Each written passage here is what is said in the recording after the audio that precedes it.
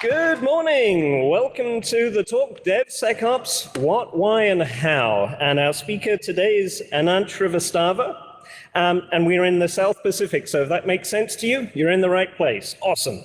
So before we begin, just a few brief notes. So stop by the business hall located in Mandalay Bay, Oceanside, and Shoreline Ballrooms on level 2. The Black Hat Arsenal is in the business hall on level 2. Lunch is in Bayside AB down on the ground floor from 1 till 2:30. And don't forget the merchandise store on level 2 and session recordings from SOK. So as a quick reminder, please make sure your phone is on vibrate. That makes it so much nicer for everybody. But without further ado, please join me in providing a warm welcome to our speaker, Anant Shrivastava. Good morning, everyone. So the topic that we have for today is DevSecOps, what, why, and how. I'll give a quick introduction about myself. I'm Director, Not So Secure Global Services. I started my career as a system administrator, moved on to a bit of development, and for past couple of years, I'm fully into information security domain. Been trainer and speaker at a bunch of different conferences. I also like to run a couple of open source projects. My Twitter handle and other details are there. Let's dive into the actual topic at hand. So the agenda for today is to start with what is DevSecOps, why do we need DevSecOps, how do we actually go about starting with DevSecOps, what kind of tool chains that we can use, is there some kind of a setup that we can get started with, some sample implementations, and 1 or 2 case studies around it. So a quick disclaimer here. I'll be talking about a lot of tools. There will be multiple tools that I'll be referencing. I am not recommending those specific tools. I am not saying that that's the all list in the world. There will be more tools available. I've tried to focus on open source tools, but there could be more tools available. So I'm not endorsing any of the tools. I am not saying it's the exhaustive list. However, this is the list that I found useful and I've experimented around with. Another thing to keep in mind is, and this is something that you will realize as you deep dive into DevSecOps, every environment is going to be different.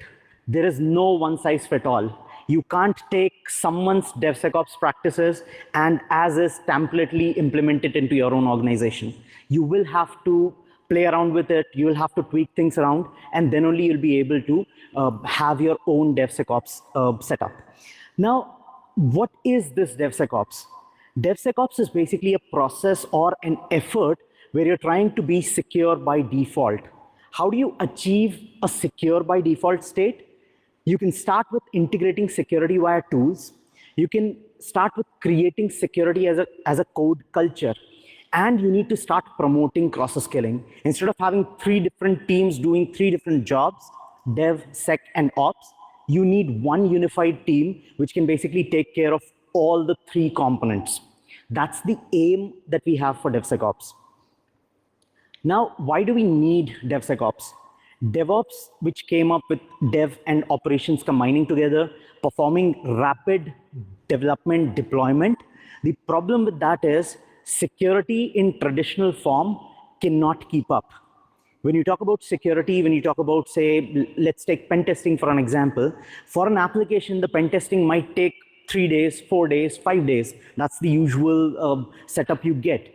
But when you're deploying maybe 20 times a day, you can't afford to have 3 days or 4 days time for pen test. You need to get those things done at a rapid pace. And that's where DevSecOps comes into picture. It makes it easier for you to have security a part of your process, a part of your pipeline. And that's the only way going forward. If you want to keep pace with rapid development, you have to have security as part of the process, not as an endpoint or an end goal after a certain number of steps. So conventionally, this is how a normal DevOps cycle looks like. You start with a developer developing a code, putting into code repository, build servers kicking in, using CI/CD, maybe a staging deployment, then production deployment. You have monitoring piece around it. Around that time is when people realize, hey, I may also need to have security testing done. So security testing comes into picture, and then they perform certain actions, and then you move forward with that. However, the problem here is, let's say a bug is found at the last stage. By the time the bug is reported back to the actual developer, they might have moved on to a different module. They might have started working on something else entirely different. The time required to get back into the groove of that specific code block, work towards mitigating the issue, and then moving forward with it, that's a big amount of time that you're investing in. Whereas if you shift this slightly, let's say around build step, you do automated source code review. And for example, one SQL injection is found. As soon as that is found, this step is something that happens very, very close to developer. As soon as developer has committed the code, it goes to the build process, automated code review happens. As soon as that happened, you found a bug, got reported. Instead of wasting time in the other processes, you immediately started towards mitigating it. And on the parallel side, there is one safety feature that comes up. Because there was an error, the build did not proceed, there was no deployment that happened. So you are safe from that bug getting exposed to public. Now, how do we go about doing DevSecOps? Now, I'm going to talk about lots of tools, automation, but automation is one part of the process.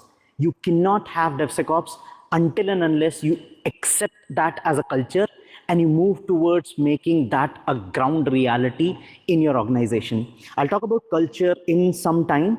Initially, I'll basically be talking about how do you go about injecting security in your DevOps pipeline. So I've taken the same pipeline that we had, and I've added security components on it at each stage. Right from developer trying to write secure code, you can have pre-commit hooks or IDE plugins, which can help them spot basic bugs, to pre-build where you can perform SAST, DAST, and other steps, to QA staging, production, and all the data getting together into vulnerability management. Now, in terms of Jenkins, this is how a pipeline looks like. The top one that you see is the DevOps pipeline. And in that same pipeline, below, I have added DevSecOps sections. Now, I'm going to talk about each of these sections quickly, and then we'll move forward towards a demo where we see all these in action. So I talked about pre-commit hooks. This is a step which would help you in spotting errors and especially helping you not to leak credentials. There have been multiple instances where a developer has committed their AWS keys, or a developer went on and pushed username passwords in GitHub repositories, which were publicly accessible and were abused in larger breaches. If you want to protect yourself against this, this could be one step. You can write regular expression patterns, and you can use codes which will be working like pre-commit hooks. Now, the important thing to remember here is this is not going to be a final solution. This is one layer in the onion. The pre-commit hook happens at the developer workstation. If the developer wants, they can break that chain, they can bypass pre-commit hook and move forward. So you can't consider this as, I have done this, I am done with this part. You will still have to look for things, but it acts as a deterrent. You get that initial warning, people get an idea, accidental damage will not happen. Now, IDE security plugins, again, you can have plugins pre-installed in your IDE environment. They will not be able to spot complex issues. You will not get like a third level SQL injection via an IDE plugin. But what you can spot is very basic mistakes. If in PHP you are echoing a get parameter, that's a straightforward XSS right then and there. That can be spotted. If you're using MD5 algorithm as a algorithm in your code, that can be spotted out that yes, this is a problem. So easy bugs that can be spotted very quickly, that can be done via an IDE security plugin. The idea is not to find all bugs, but rather assist the developer in not making mistakes. Things that could be easily countered, you can get the idea, move on with it. Now, secrets, I talked about that you can stop the developer from pushing secrets in, but then where do they keep the secret? So you need to have some sort of a secret management interface. Hopefully with your DevOps pipelines, you would already have some sort of a secret management, maybe Vault, maybe AWS Secret Manager, one or the other secret management you might be using. You have to ensure that you keep using it for the entire code base. Now, software composition analysis is an interesting aspect. All of us talk about that we develop softwares. Effectively, we write maybe 10% or 20% of that software. All other part is basically imports and references and other modules that we have used. These are all third-party code that we are using. And that generally becomes like the major factor of attacks, the major factor of vulnerabilities. All the newer languages, be it Python, be it PHP, Perl, Ruby, Node.js, Go, everyone provide module options. These modules are written by maybe a corporate company, maybe a company which is backing and maintaining it. Maybe someone thought that, hey, writing this is cool, so I'll write this one module, and forgot about that they have uploaded this particular module. In such scenarios, it becomes difficult to identify whether the module is actually being managed or not. Is there a security issue in it? This is the part where software composition analysis comes into picture. You look at the list of third-party modules that you're using, and in those modules, what kind of vulnerabilities might be present. You may have vulnerable modules, you may have outdated modules, you may have discarded modules. All the three possibilities are present. Now, once we've looked at, say, what is the problem with our third-party components, now we need to look at what is the problem with our own code. So that brings us to static analysis of static analysis security testing, or SAST. This is basically where you go about run an automated code review tool, and which will be able to pick out easy wins like SQL injection, easier SQL injections, say cross-site scripting, any specific low-hanging fruits will be very, very easily caught at this stage. These tools, again, would be very massively painful to use if you're using them for the first time. I've seen source code review tools churning out maybe reports ranging from 500 to 900 pages on the first run. But the important part with the static code review tools is you need to train them. They are generic in nature. They don't have specific context around your application. So you need to train them, run a couple of iterations, identify what they are picking as false positives, mark them out, and then once you've optimized the tool, maybe 4 or 5 iterations down the line, that's when you start getting the real gem of findings. So with static analysis, what I've seen is people use one tool, find there's lots of false positive. Okay, I don't want to use this tool, go to another one, keep using it. Again, same result, go to the third one, and they end up digging smaller holes, whereas they could have just used one tool and dig a well. Now, once you've looked at static components, there are still pieces which cannot be found with static components. That's where you need dynamic analysis. Runtime application, once it is deployed, may have different behavior than what you predicted by looking at the source code. Depending on environmental settings, there might be different issues that can crop up. Secondly, you can also use the DAST stage as a validation for your SAST stage. You can take these two and provide feedback to each other. If SAST stage says there's a bug which DAST is not finding, that's a problem. You need to figure out what is wrong. You need to report it to the tool author and get that sorted. Inverse is also possible. DAST picks up something, SAST has not. So you can again look back what is wrong, and you can correct the two stages between each other. Now, once you've done these bits of pieces, that's when you get down to the point where you want to deploy the application into an environment. I am hoping with DevOps culture in place, people will already have infrastructure as code, which means you are not going ahead creating an Ubuntu or Microsoft Windows VM and then configuring everything by hand. You have scripts available, you have automated solutions which you just directly refer, and based on those solutions, your entire environment is set up in one shot. If that's the case, you have a very easy win available because your infrastructure is now in form of a code. As code, you can do static analysis over it. You can do linting, you can check what could be the potential problems just by looking at that code. The other angle that comes up is most of the times now it's cool and hip to use Docker and Kubernetes. So you would end up using those kind of containerized environments. When you use containerized environments, the bugs that you will find will be centered around the base images that you're using. There are multiple open source studies pointing that all the base images that are generally available on Docker Hub, they have multiple CVEs open on them. Those images, you need to know what are the problems inside them. The thing that people don't publicize about it is, yes, there are maybe 100 CVEs open on it, but those 100 may not be contextually relative to the current environment.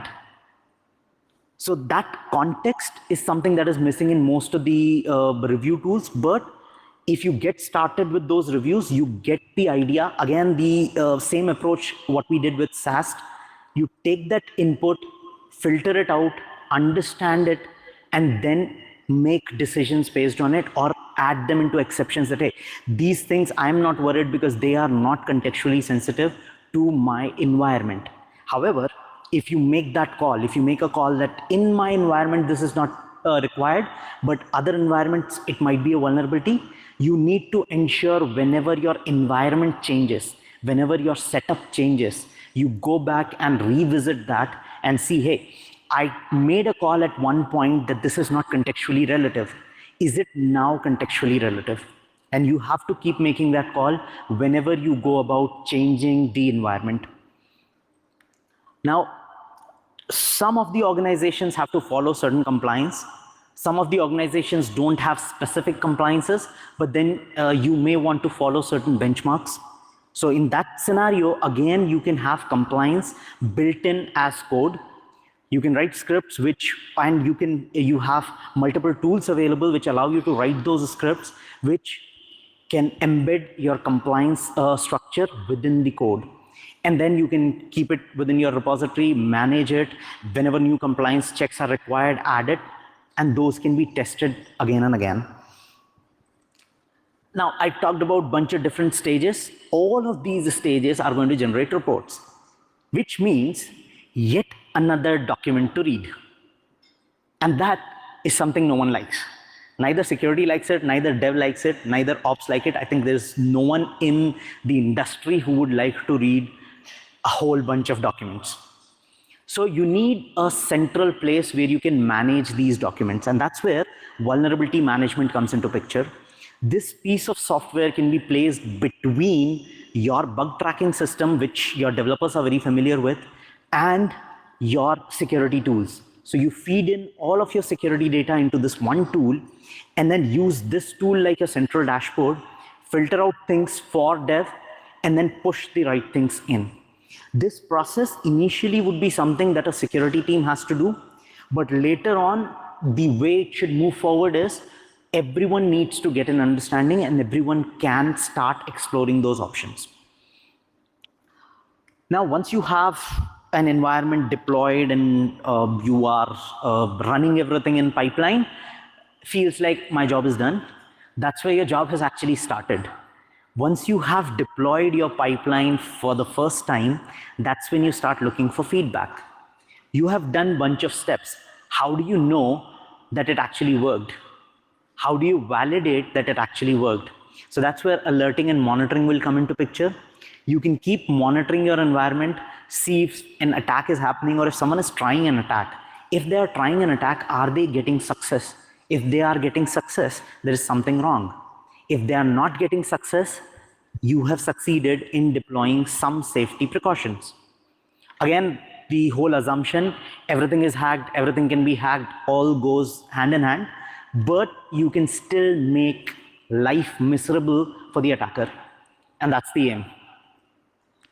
Now, another point which people keep forgetting about, and I just wanted to quickly touch base on this, the assets. When we talk about assets, we generally talk about, yeah, I have these many servers, and that's about it. People don't realize right now we have reached a point where your GitHub repositories are your assets, your social media profiles are your assets, every single cloud objects that you have published online, they are your assets. They may not be on-prem, they may not be in your control. Every developer or ops or an admin person who has a valid credit card can start and spin up instances at their own will. All of those, if they are running softwares related to your environment, they are part of your assets. Because ultimately, if a compromise happens, it will affect the organization. So you need to keep monitoring these assets. Again, I'll talk about how you can go about monitoring these assets. So without taking a lot of time, I'm going to quickly jump into a simplistic flow. So what we've done here is we've taken Java as an application, and for Java application, we have deployed the entire DevSecOps pipeline.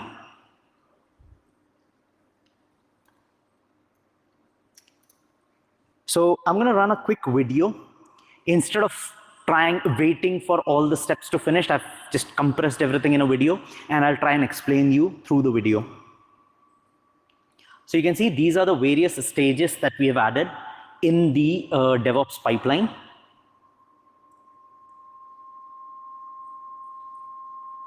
Now, this was the same diagram that I showed you earlier. We had a DevOps pipeline, and we added protections in terms of DevSecOps pipeline.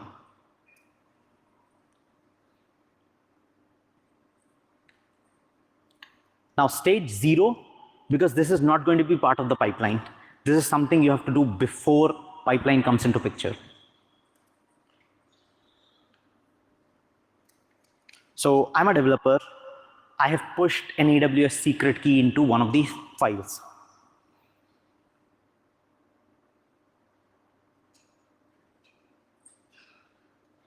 As soon as I tried to make a push, this was detected that, hey, there is some sort of a secret or hex encoded value. You may want to revisit what you're doing. So this regular expressions, you can write your own, and those could then be part of the process. The tool that we used for this is called Talisman. Now, for software composition analysis, we are using OWASP dependency checker. Again, there are hundreds of options available. This one was easier to use, so that's what we used. So at this point, I have just pushed a fresh code piece, and that has caused a build. As soon as the build happened, the SCA stage picked up 38 high severity vulnerabilities in the pipeline.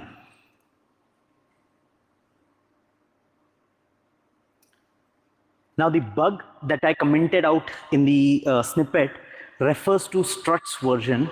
This was the same version which was responsible for Equifax breach.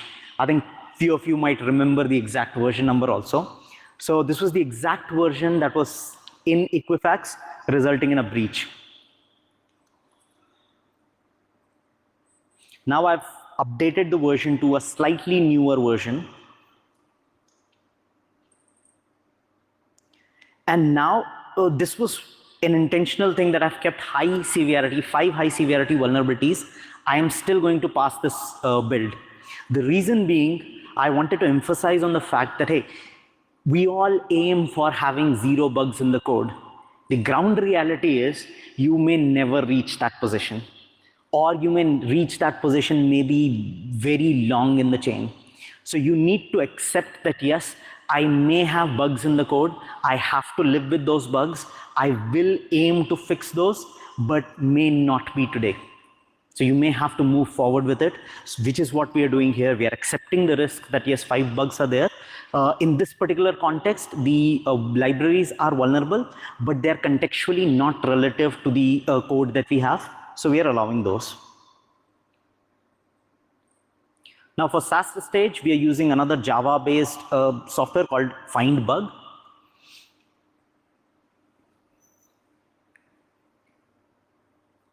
And again, if you look, there is one high severity vulnerability that is detected, which we have had a requirement, and we are asking the build to fail at this point. As a crude way of fixing it, I'm not actually trying to do any sort of fix. I basically removed the section of code. I hope no developer will ever do this, but yeah, for demo purposes, I had to just write a quick wrapper. So right now you can see there are 2 files that we have changed, and we are pushing the update. And this time, the same stage gives me 0 high severity bugs. That's my condition. So now I'm moving forward with this stage.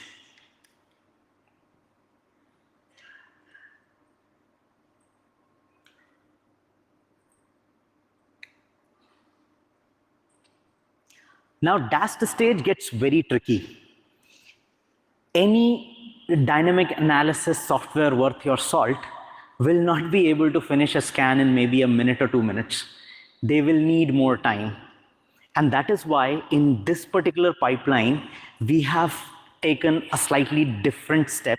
What we have done is we have started a dynamic scan. We have deployed the application in a QA environment, and we have started the scan, but we have not paused the pipeline for it. The scan will run, will finish, and will send us an email notification that, yes, I'm done. These were the results. But for that, we are not pausing the pipeline. Why? I'll come to that in a few minutes. Why not pausing the pipeline is important? I'll come to that in a minute. So right now, the scan is running. Once the scan was finished, I got an email saying, hey, this is done. These are the number of vulnerabilities that are present.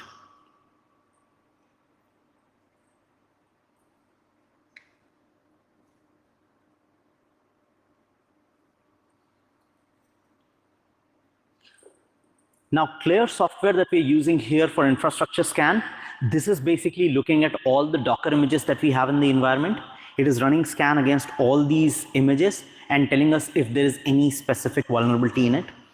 I had to use an open source infrastructure scanning tool, and the only tool that I could find working nicely was OpenVAS.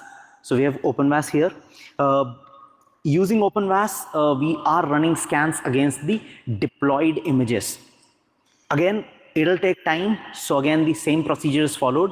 We delay the execution, or rather we sidetrack the execution. The execution works on its own time. And once it is done, you get an email notification. Now for compliance, we are using InSpec, which is a tool available where you can create a compliance script, and that compliance script can then take up all the checks that you wanted to proceed. Here we have used CIS benchmarks for Apache Tomcat, and you can see there are a bunch of benchmarks which have passed, there are few which has failed, and we had a threshold number. It matched the threshold number, so we were able to push the build forward. Now in the pipeline, what we had was manual approval. This is equivalent to saying, yes, the build is done, the artifact is here. Now another build process will kick in when all the tests are done on this process, on this particular build ID, and then the deployment will happen in production. But I wanted to show everything in one shot, so I've had a manual stop here. So we need to manually approve it. Once it is approved, it gets deployed to production. Again, once the app is deployed, you can also automate the WAF deployment on top of the web application. And these WAF, right now, what we've done is we've made an email notification because we are following email notification as a policy. But this email notification is just a trigger, which could be anything like a Slack alert, like a pager if you are still using one, any other tool that you want to use where webhooks are possible. You can have webhooks attached and provide these. Or what you can do is, if you feel like it'll be overwhelming number of notifications that you'll be getting, you can have, say, digests for, say, a whole day with a condition that, hey, if a certain threshold is reached, do not create a digest, but rather directly send me an email that, hey, something went wrong. But other than that, create a digest, send me a digest once in a day.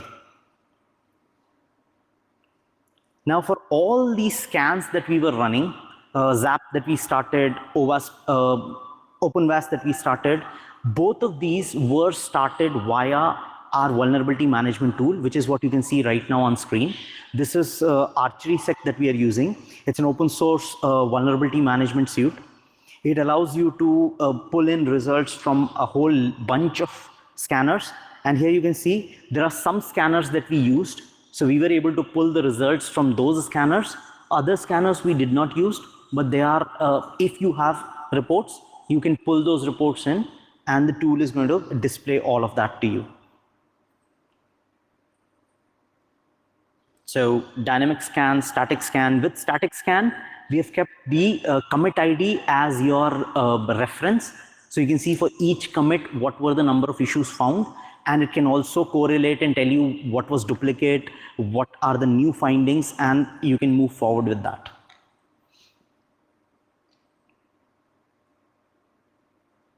So that was a quick demo around how DevSecOps pipeline was incorporated in an on-prem environment. Now, I said that I'll be talking about a lot of tools. So this is a small list of tools, mostly open source. We are not recommending any one of them, but all of them can work in those specific spaces. And again, some more set of tools. Because yes, open source, multiple tools are possible. I am not saying that there are no commercial solutions, but I'm focusing more on open source solutions.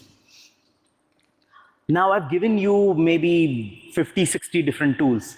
How do you pick which one do you want to use? So that's where comes the criteria. What are the criteria to be part of the pipeline? The tool should have API and command line access. So it should be programmable, scriptable. The tool should be executing within a maximum threshold time of 15 minutes. Now, to be honest, everyone keeps on saying 15 minutes or 10 minutes. There is no standard, there is no thumb rule. All that matters is the pipeline should finish as early as possible. The ideal state would be the tool does not take even a minute, even a second, and it's just added in the pipeline without any change required. But that's not going to happen. So what you are looking for is the tool can finish the scan in as smaller time amount as possible. Now, the funny part that comes with the tools is if you're buying commercial tools, you will have restrictions. Now, these restrictions are funny. Let's say we're talking about deploying an app in a staging environment and running a certain scan. Now, for staging environment deployment, if you have custom URLs per deployment, you end up counting those as different instances of applications or maybe different applications depending on the license agreement that you have with the vendor. Now, the vendor may have given you that, hey, you can run scans against 500 applications unlimited number of times, but they are detecting application by URL. So by the time your 500 builds are done for one application, you are out of licenses. So that is one thing that you need to be very, very aware of. What are the limitations? Is there any parallel scanning limitation? Is there a limitation on threads? That is going to be your hindrance. Now, output formats, obviously, you are putting them as part of the whole piece of puzzle. You don't want textual outputs. You want output which can be fed into the next system, preferably JSON. If JSON is not the new thing that they want to work on and they still want to keep the older stuff, I hope they would support XML. So XML and JSON are the preferred options, but do not go with a tool which is just giving you command line output. Just some pluses and minuses in the output may not be the right approach for a tool within a pipeline until and unless you sit down and write a wrapper around it to make it machine readable. Now, every tool has false positives, false negatives. You want to take those into picture. False positives, you may want to have exceptions around them. The tool needs to have the capability so that you can configure and add things in. Now, pipeline, again, because we are going to add a bunch of these tools, we will end up with a situation where the pipeline is taking a lot of time. So you want to tweak that around. You want to optimize the pipeline. What you can do is you can have multiple parallel pipelines. You can have one pipeline which runs on every commit. You can have another pipeline which maybe runs once in a day. Another pipeline which runs when a major commit happens or when a branch is created and on that branch you have committed a code. So you can have different conditions on which you want different pipelines to be executed. Like I've given a couple of other optimization examples. If there is only CSS change, if all you have done is changed red to black, there is no point running secure code, the software composition analysis, static code analysis, dynamic code analysis. That's not going to yield any different result. So look at what has changed. Based on that, can you optimize the processes? That could be one way. However, this does not discount that overall multiple smaller changes can have bigger impact. So you need to ensure that you run non-optimized, which is the full pipeline, every few maybe hours, maybe days, but you need to run those full pipelines periodically. Now, does programming language matters? Depending on different language, all that is going to change is your tool of choice for software composition analysis and static analysis. Those are the two pieces that will have different tool requirements. Again, different languages have different set of tools available that you can play around with. Again, preference is given to open source. I have intentionally avoided any product which is kind of a paid product. Now, these are again reference implementations. The only change that I've done is based on language in use, different set of tools are in use. So you have Ruby here, you have PHP here, you have Python here, you have Node.js here. Different tools for different languages. The only two components are changing. Rest all can just be the same piece. That brings me to the next part, which is, what about if you're using cloud? When you have cloud, besides your usual attack surface, you have three more areas to worry about. The identity and access management, because frankly speaking, that's one area which no cloud vendor is going to take care of. That's your responsibility. You need to manage that. The second piece is the asset inventory. Because like I was saying, anyone with a credit card can basically spin up instances in cloud. You need to have a tab on that. You need to know what is happening. The third thing is billing. A lot of attacks could just be billing attacks. They're not going to do any harm to you. All they want is to mine some Bitcoins. They would get access to your network, spin up some high capability instances, Bitcoin, Dogecoin, whatever coin they want to mine. They would run a miner on that, and that would keep running, causing you more money. Now, if you have infrastructure as code, it allows you to perform quick audits. You can focus on specific areas like security groups, permissions to various resources, rogue or shadow admins, and forgotten resources. Anyone who has ever used AWS interface would realize there is that drop down, that dreaded drop down on the right-hand side, where you have all the regions listed. If you accidentally picked the wrong region and started instances there, you never want to go to that region ever again. But that instance might still be running, may not be patched, may still be hooked up to your network, and may still give access to certain resources. That's forgotten resource. Both the resource as in compute resource wise, as well as maybe accounts that are created in specific areas, and you're just not taking care of them. All of that could be a problem. Now, let's say, and this is something that we faced a lot recently, where we are dealing with organizations who are fully cloud native. When we were talking about, hey, you can have this and you can have that, their response was, I don't even have an ID on my developer system. They use Cloud9 for everything. So from Cloud9 to the end, it's all cloud native. How do you go about implementing DevOps or DevSecOps in that? So that's where we came up with slight reference implementation.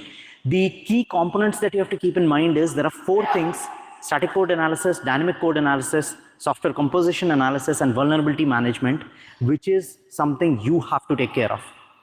No vendor is going to take care of that fully. There are some pieces which they're trying to take care of, but you would still have to pitch in and add your own references, add your own tools to go about it. Now, this was a reference implementation that we created, where a developer starts writing code.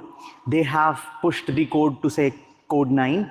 Code9 ID then involves AWS code commit, and then the entire code pipeline kicks into picture.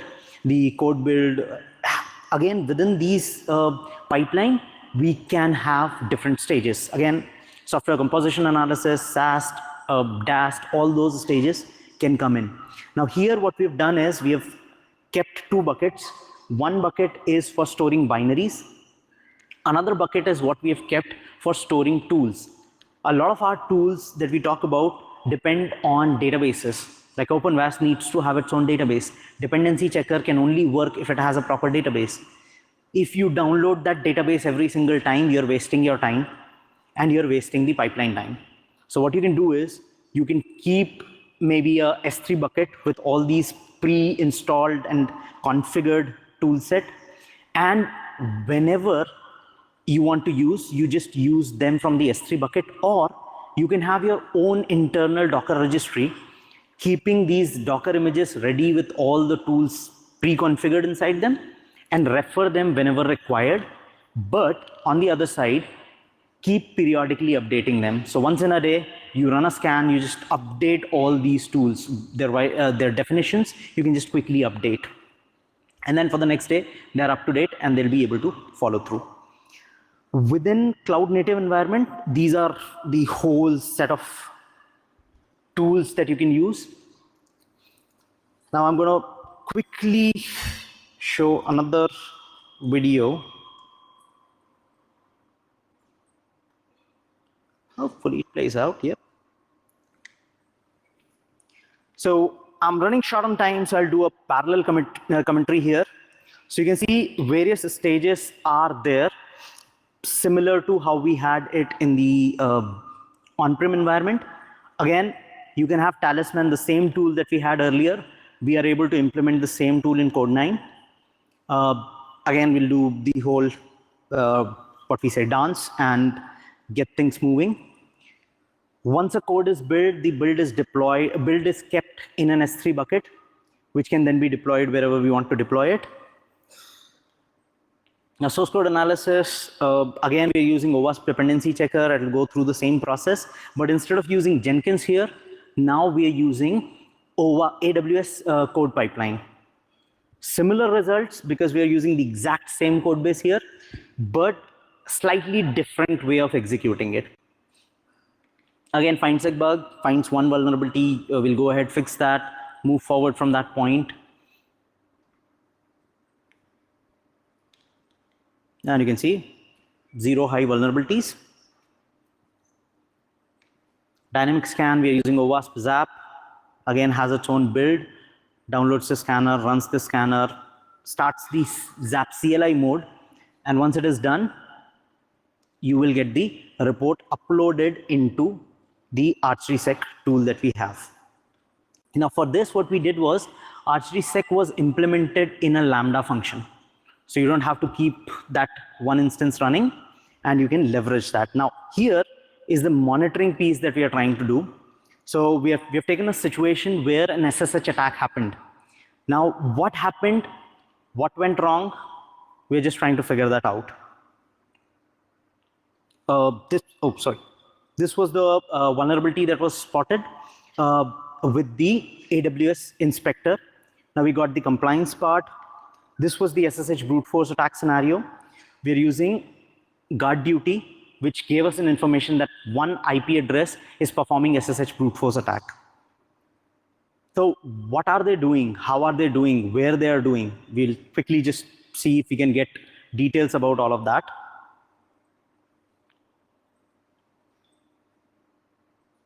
So now you can see this particular IP address is sending multiple SSH requests. So we'll quickly go in, see if we are even allowing password authentication or not. So you can see Amazon Inspector has reported earlier that for this particular machine, you are allowing password authentication. However, the severity was low.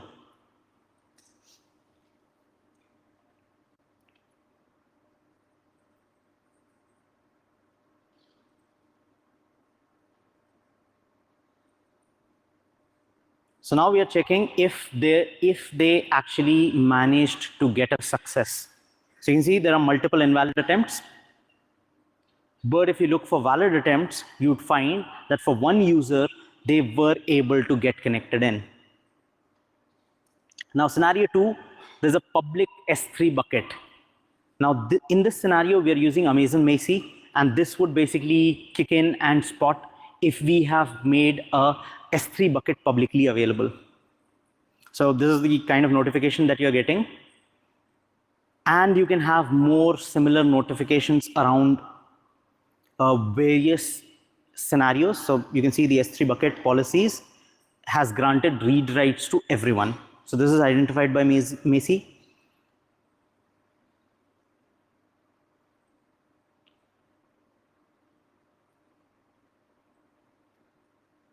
So this is where you can see multiple dashboard entries were there, and we were getting multiple alerts regarding various services that were being detected via Macie.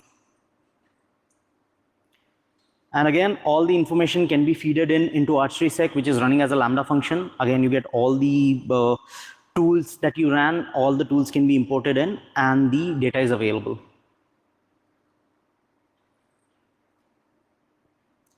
And this is what it looks like when you have all these things implemented and running.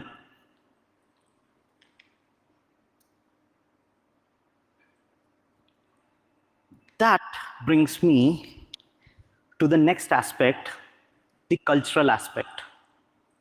I've taken too much time around the DevOps injection of security via tools, because that was the primary focus that I wanted to keep, that within open source space also you can deploy a lot of these security checks. However, just by deploying security checks, it's not going to work out. The cultural aspect is another key important piece.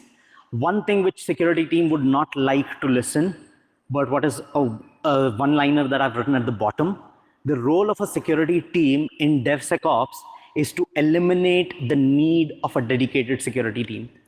You should not have a dedicated security team if you are running a successful DevSecOps environment. You should have people who are specialized in security, but those people should also be part of your one unified team working together with everyone else. If you have one individual just mandated for security, it is not going to work out ever. You need to encourage security mindset across the space. You need to cross-train everyone. You need to build allies. You can only go about discussing things with the other parties if you have allies on the other side. And the important thing is to avoid the blame game. Whenever a bug is found, the first reaction is, who wrote the bad code? The day you get rid of who wrote the bad code part and you focus on, yes, there is a bug, I need to fix this, or we need to fix this, without caring about who actually added that bug and focusing too much on who added the bug. Focus on the aspect, why this got missed, how we can prevent this, and going forward, how we can ensure no one is able to push that kind of a code in, and we fix this at a much higher level. Now, security champions is the keyword that everyone uses. This is the bridge between DevSec and Ops. Someone in Dev who likes security, someone in Ops who likes security. Till we reach a point where we have one single unified team, we need to find these key people, educate them, help them, incentivize them, and get them to be our mouthpiece in those teams. Now, here, bunch of different options that I've found working for different organizations. One of the options was they picked up single individual and they worked with those individuals. Those individuals were able to get the whole thing moving forward. Another one was you can have internal bug bounties where you incentivize developers to find bugs in their own codes, fix it, move forward. You can have sponsored interactions. Build was deployed successfully, so I would throw a party for the entire development team. It comes from your budget, but it'll help you in interaction. You can sponsor cross-skilling. So if a developer wants to learn secure coding, don't take it from the developer team's budget. Push it from your budget. Shows a good gesture and gives you an ally. People, process, technology, different aspects, different things. In short, you need to have good relationships between people.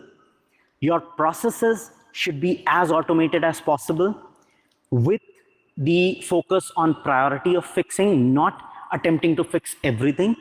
And your technology should be flexible enough that you can move ahead and play around with things. Now, I have a very basic case study here. If struts was found at one point, in usual scenario, you would have picked that flaw whenever the scan ran. Whereas in DevSecOps environment, that scan would be running in 1 or 2 days, and you'd be spotting things then and there. I'm going to keep these case studies here, but I'm not going to go in detail of these. Most of the companies don't talk about their success stories. I was only able to find 2 companies willing to talk about it openly. There was one, Fannie Mae, different results with different implementation techs, but exactly what I've talked about, bits and pieces of that was covered here. And ABN AMRO, their own implementation, their own advantages. Things like these, S3 buckets, publicly open, Capital One, bunch of different other incidences, these could have been prevented if you were doing continuous monitoring on your cloud environment. Now, this is not enough. You still need to follow usual bug bounty and pen testing policies, because those would be your feedback loops. They will help you understand what is going wrong and where you can go about fixing things. The 5 images that I've shown below, they are the 5 top vendors who have claimed that they have some of the best DevSecOps practices, but they still run bug bounties for validation purpose. They keep upping the bug value to ensure that the best mind try their heads around it. But the idea is to get rid of to basically get feedback as much as possible. Last slide around this. When you're deploying security tools, you are deploying a piece of code. Watch the watcher. Have security checks for your security tools. Having admin on a vulnerability management tool is not going to help anyone. And that's something that you need to look for and carefully work towards it. These are a couple of references that I've used, various case studies, various researches that have happened. Those are listed. If you want to take some key takeaways, this is what I would say are the key takeaways for this. Security is everyone's responsibility. Embrace security as part of the process. Use feedback to improve the process. And you cannot take someone else's DevSecOps practices and just templatize it and implement on your own. You have to do your own experimentation. There's an old saying, your mileage may vary. In DevSecOps, your mileage will most definitely vary. I think that's about it. Thanks a lot for listening.